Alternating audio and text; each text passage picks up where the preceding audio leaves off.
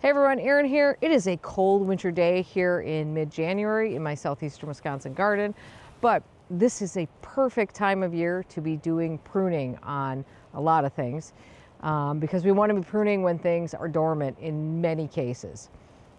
And although it's cold out today, it is nothing compared to what is going to happen. And I'm feeling an urge to be outside doing something before we all get shoved inside with cabin fever when it gets really, really cold here. So I have my heated jacket on underneath here. Gonna turn that on. And we're gonna do a little pruning around the yard. Let me just show you what I have. So I just sharpened my tools if you didn't catch that video. So I have a very nice, freshly sharpened hand pruner here. I got a new folding pruning saw for Christmas. And I also got a new super heavy duty loppers here. This thing is a beast. So I am all set up with all my pruning gear. Let's just walk around and prune a few things. And I am gonna start right here with this Picea Engelmanni Blue Magoo. You can see here, so these branches sort of die out from the bottom up. It's not optimal. I don't really know why it's doing that, but the rest of it seems okay. The top growth is always really healthy. So this is a branch that's been sticking out for a while. It looks really odd here. So we are going to nip that guy out right away. That is a very easy pruning decision to make. And actually I didn't notice this during the growing season because there are perennials and things that grow up through here. I'm going to leave this one for the time being. There is a little stump on this side that's dead, so I'm just going to cut that off there. So I'll leave that one for now because otherwise this is really a big hole right here. We'll see how that guy does. All right, here's the next victim here. So this is Picea, well, this is a blue globe spruce. I'll just go with blue globe spruce. Now, blue globe spruces, these are all about planted about, gosh, 13 years ago now. So these are getting to be quite mature, and blue globe spruces do sort of start to get a leader after a while. There are some new varieties out now that don't do that as much, and you can see that starting to happen here. And they also, you know, they sort of die off at the bottom. So I have been pruning these up throughout the years. So I think you can see here that this is a pretty nice little tree form, except for this right here, which is not very attractive when you're looking at it from the side. So I had been thinking that this was kind of integral to the shape of this, but as it turns out, this is all dead anyway. So I'm just gonna get that guy out of there.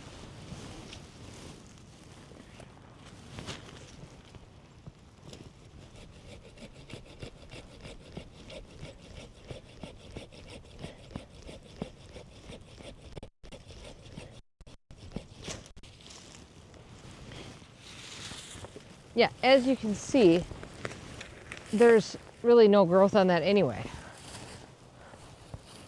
So the next one here, and this is a little hard to show you with the sun being where it is, but this is Kintzley's Ghost Honeysuckle, and this baby is a bit of a mess. So I bought this plant in 2019, the moment I returned from a trip to Chanticleer Garden in Pennsylvania, because in the gravel garden at Chanticleer, they have a Kintzley's Ghost Honeysuckle growing, and it was so stunning.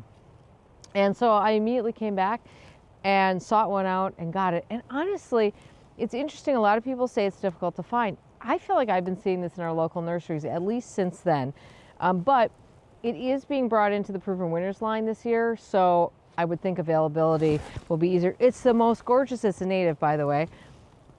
It's got the most gorgeous silvery blue foliage. It looks like eucalyptus. Looks like a giant eucalyptus. So there's a very undersized stake in there that I had originally put with this, but I've always been sort of growing this up because I don't really want like a big trellis here. And then what I've been doing over the years is sort of twining it around itself to actually create sort of a shrub form of this. It's a very vigorous grower. And then last year I saw a picture of a Kintzley's Ghost formed into a tree shape. Nice big wide trunk, beautiful top. It literally looked like a little mini tree. And I swear they said that was from Chanticleer, but I have looked all over the internet for that picture again and cannot find it. But doesn't matter because that's what we're going to do here. So this is probably going to be a fairly aggressive pruning, but the goal here is going to be to clean up some of this. I'm also going to cut out some of these stakes that are in the middle of all this. None of that is doing anything. And we're going to clean up this top, which is really a big twiny mess. It will put on a lot of new growth this spring and it'll look great. I'm not worried about overdoing it with this. I am going to start by kind of clean up all these, you know, various stems at the bottom. We're going to try to establish essentially maybe 3 main stems. I think for now we'll do 3. I think at some point you could maybe aim to have 1, but I'm going to cut out a lot of those stems. So I think in order to get a feel for what's going to happen with this is I need to cut at the bottom and then kind of work my way up and trace that all out the top so I can get some idea what this top is going to look like.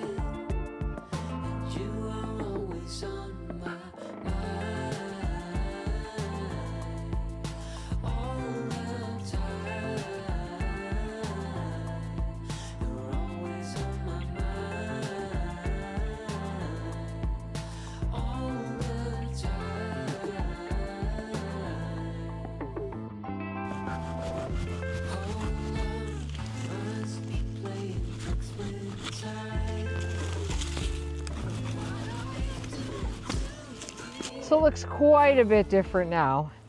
I chickened out a little bit and didn't take it down to, well, I left basically 3 stems. One sort of forks into half.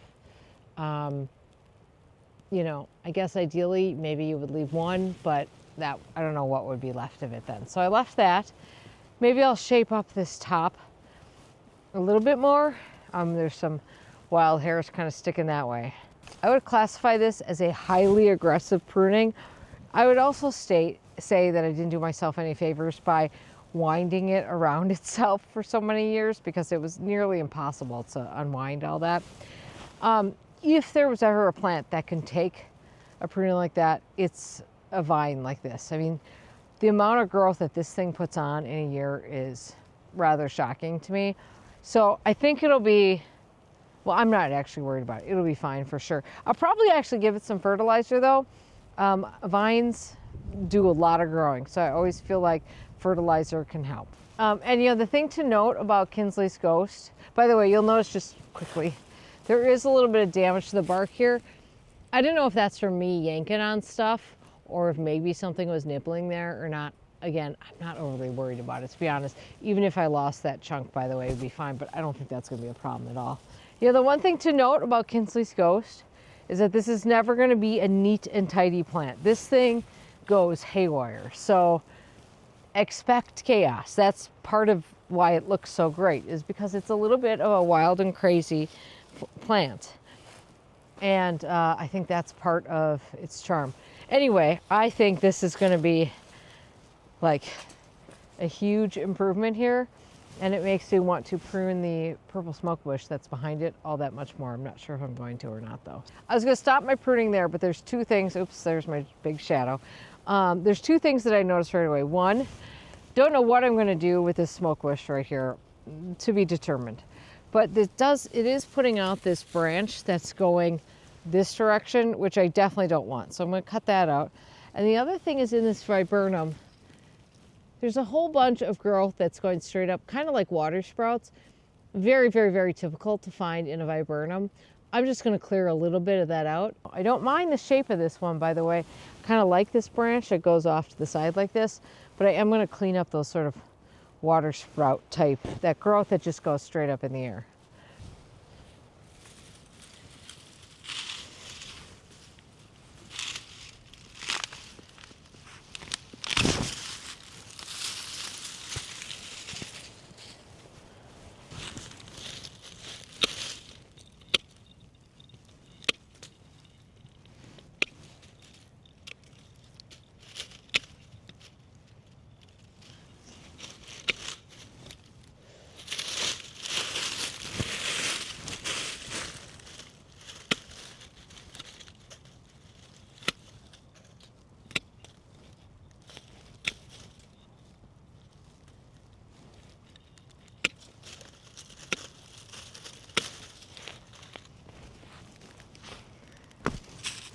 And this right here is not a viburnum at all. This is an ash tree seedling that I've been missing all these years. So it's a little hard when the soil is frozen. So it's a good thing if you can get like below the soil level and cut them there.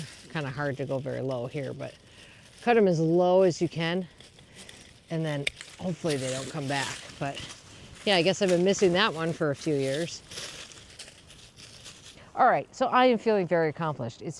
Felt really good to be in the garden doing something. Really good time to be doing those things. I could keep going. There's more stuff to prune, but I want to clean up first because the sun will be dropping before you know it. Anyway, if you're looking for a winter job, pruning's a pretty good one to get after. All right, have a great day in your garden. I just had a great day actually in my garden. Feels great. We'll see you soon.